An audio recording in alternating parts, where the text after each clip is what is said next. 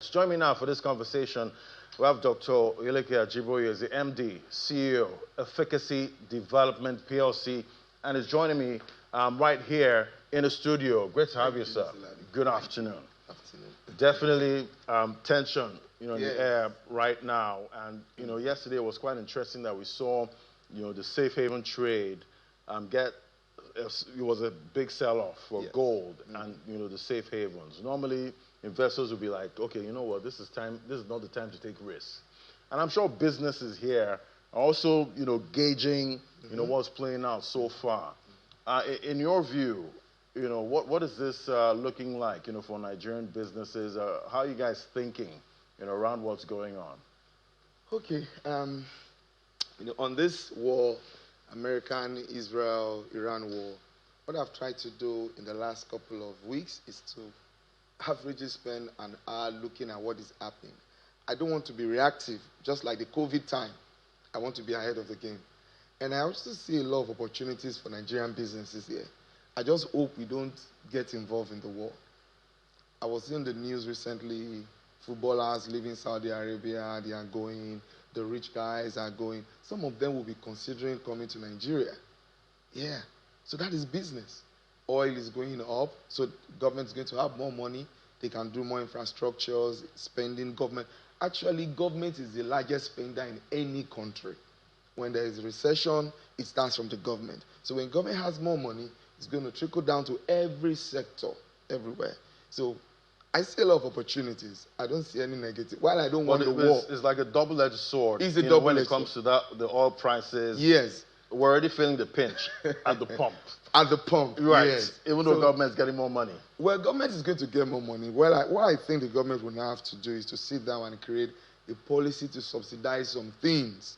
Because when you're making more money here and another private sector organization is taking part of it from the common man, then it doesn't balance out. Right. They could actually discount, maybe interest rate can keep coming down for now. Discounts, educational fees, airport fees, things that everybody can have a feel about. Just discount prices here and there. And I think and there are already fears that this could actually stoke inflation, with energy prices going up at this time. And obviously, we know the central banks would react. And they will try to keep interest rates elevated. So the risks are there. But looking at your industry at this point, it's already really expensive right now. If you're trying to buy a home or build, it's very expensive. So is this going to add, is this salt on the injury to a market that's already so expensive? It could actually be, but I also see another angle to it. Because presently, most of the things we import from China, from Turkey, the waters still will be threatened. Cargoes will be afraid of moving around and all that. So what I think here is if our country is prepared and we are proactive, some of these companies who want to sell, they don't want to just be caged in China. You could actually see that their manufacturing and productivity, export is beginning to go down. They could actually come in here, partner with companies in Nigeria, buy into stakes into some of our companies, bring their technology, and we are still in business. Yeah, as much as possible, some of the basic items we use for construction, apart from the very luxury ones, are still locally manufactured in Nigeria. We have tiles, cement, reinforcement, WCs. When we are looking out for the luxury ones, let them also come. It could actually be an opportunity for our government to attract these manufacturers, investors to actually come into the country. Right, and definitely we all should be hedging, yes, in some type of way, even the government, at this time. For you, as a business, in that industry, you definitely enjoyed, Naira stability. Yes. In 2025. Yes.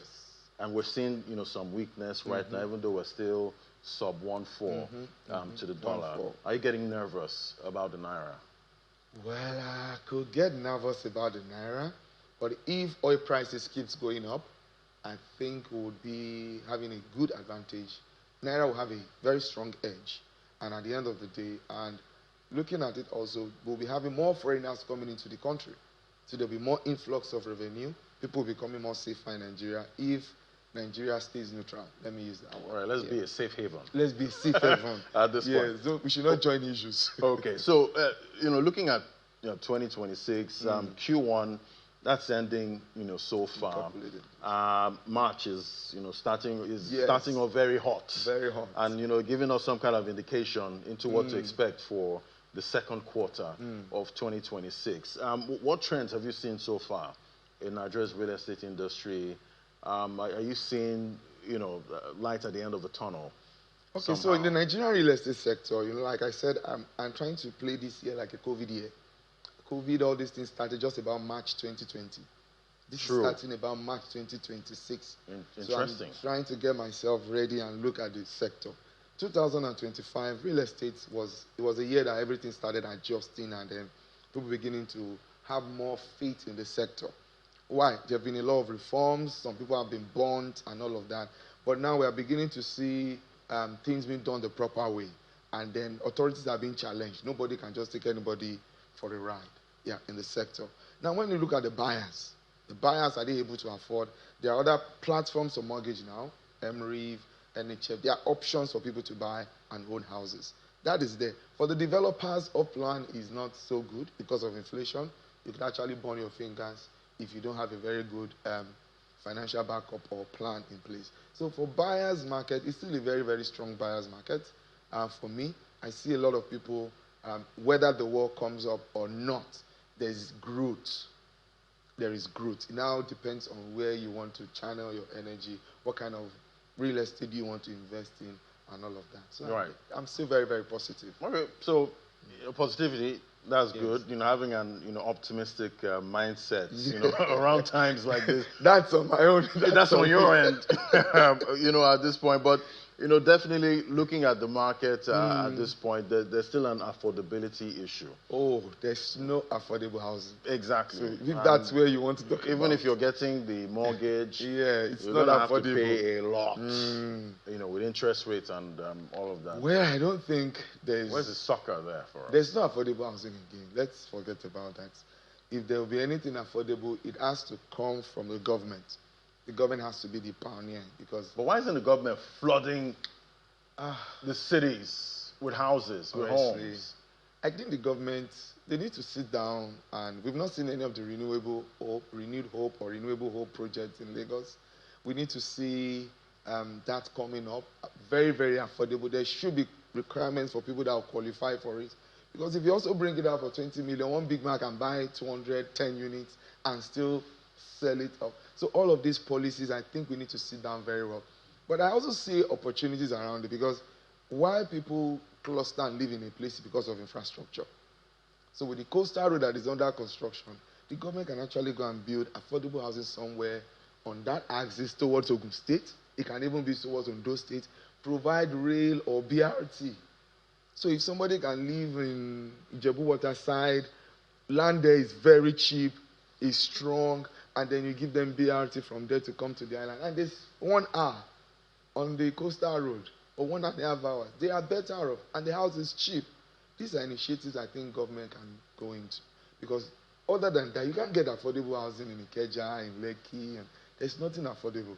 So if you want to help the populace of people that are working in a big city like Lagos, about 25 million population, and this is where the economy of Nigeria stems from, apart from other revenues from oil. This is in Lagos. So we should be able to look at those outskirts, create access, infrastructure.